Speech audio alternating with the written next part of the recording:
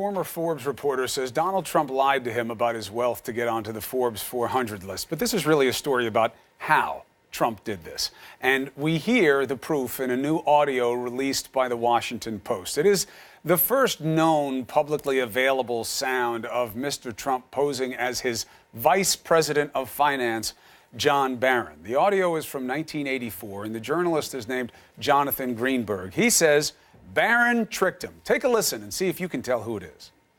Most of the assets have been consolidated to Mr. Trump, because you have down Fred Trump, and I'd like to talk to you off the record if I can, just to make your thing easier. Okay, sure. Is that all right? Yeah, that's fine. All right, but I think you can really use Donald Trump now, and you can just consolidate. I think last year somebody showed me the article, and I think you had 200 and 200, and really it's been pretty well consolidated now for the most part, as I also think somebody had mentioned that you had asked about that, or somebody had, and it's been pretty well consolidated, okay?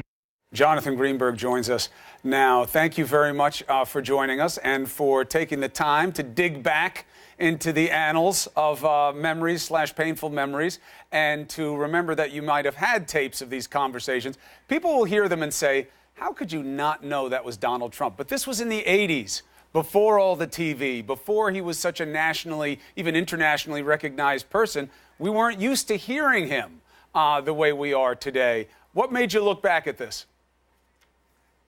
Well, I had heard him, Chris, because I had interviewed him before he called his John Barron the year before, and yet no one could imagine the unimaginable. No one could imagine that someone would do something like this, call as their own PR person. I heard about Trump, and I looked into my files, and I guess I am something of a pack rat, and I thought I'd like to see those tapes about, the Forbes 400 and the rich list, and I looked, and I was like, wait a minute, this is John Barron, and when I heard them, I thought, these things were much better crafted lies than I thought, and that led me to further research about how much was he really worth in 82, 83, and 84. And it was under $5 million. I put him down for $100 million. He should never have been there in the first place. You got duped. What made him successful at doing this, in your opinion? He is a consummate con man. He understood what I was doing, going around the country, putting people on, asking them, and he figured out what he had to do in order to deceive me and get onto that list. And he did it very well. And he maintained that persona of just sort of talking about his assets without any sense of debt and lying about it. He had Roy Cohn call me to lobby for him about his net worth and lie for him. Where is my Roy Cohn? He was there back then, and he was calling Forbes magazine and talking about fictitious income statements. So he knew where we couldn't go, and he went right there and deceived me. So you have the so what value of this. People have heard this. They haven't heard the tapes the way they will now because of what you've discovered in your own memory bank. But why should people care about what Donald Trump did to try to reestablish his financial prowess all the way back in the 80s? Well, it shows what he did to the media or as a journalist during his career.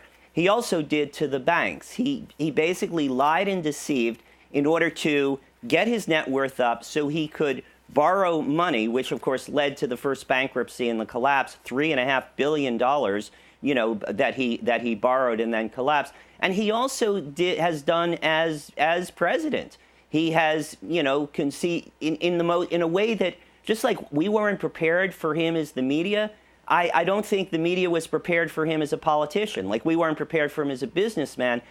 No one is prepared for the level at which of his deception. I used to be proud, Chris, that I was the guy who kept him in check. He said he was worth $500 million. He was only worth $100 million.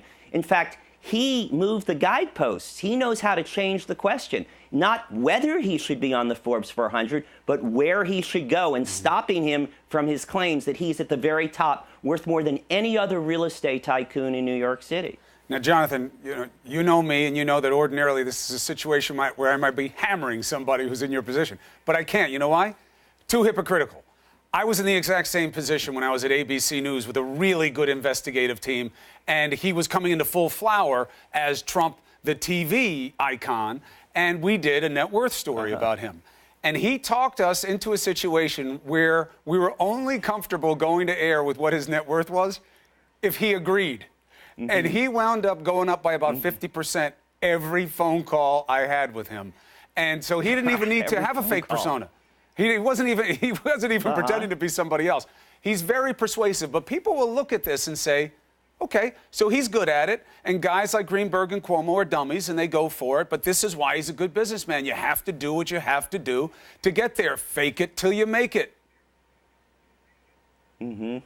That's funny. You know, there's one thing about exaggerating, and there's another thing about sort of totally lying. He lied about there were 25,000 apartments in Brooklyn and Queens and Staten Island. There were 8,000 apartments in Brooklyn and Queens. He lied about his father, that he owned all of his father's assets, and he borrowed against his father's assets, you know, which supposedly were his and had been consolidated. He didn't own any of them till his father died in 1999. Right. So banks loaned money. It's hard to imagine that business could be built on this deceit, and that banks could lend on the same, you know, inflated assets with no sense of debt. What we did learn, Chris, is the New Jersey Casino Control Commission in 1981, in a document no one saw for 20 years, did know what he was worth that year. And in fact, it was like he had $1 million trust fund and $400,000 in the bank. Right. And it was a complete fabrication. He deserves credit for building himself back up in an unprecedented way. But how he did it warrants scrutiny, especially now that he's the most powerful man in the world. And we are dealing with his penchant for deception right now. He won't show his taxes. Why? Lots of excuses. We know none of them to be true. Jonathan Greenberg, very important to focus on the nature of the man in power. Thank you very much for giving us this window into your own experience. Thank you. It's been a pleasure, Chris.